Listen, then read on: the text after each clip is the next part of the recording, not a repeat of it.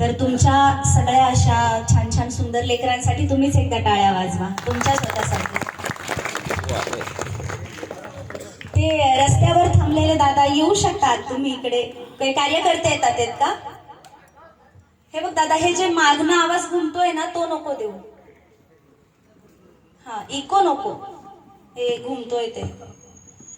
हे का कशासाठी सांगते मी? काही इथे कोणतंही गाणं गाण्यासाठी आलेली नाहीये, कोणताही डायलॉग बाजी करण्यासाठी आलेली नाहीये, तुम्हाला एंटरटेनमेंट देण्यासाठी आलेली नाहीये. कारण हे नको, ते घुमतच आहे का? अच्छा, तुम्हाला डबल लाईन ऐकू आहे? ओके, चालेल. तर सगळ्यात आधी या विश्वाच्या पाठीवरील सर्व ज्ञात अज्ञात महापुरुषांना माझे खरबो सलाम. आणि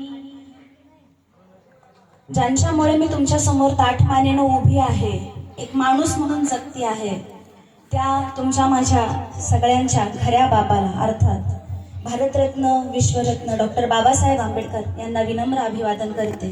आपला फार वेळ न घेता या प्रयोगाला सुरुवात करणार आहे, पण त्याच्या आधी सर्वांना सविनय जय भीम.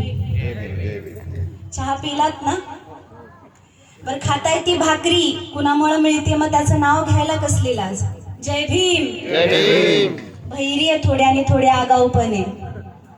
जय भीम. आता वाटलं.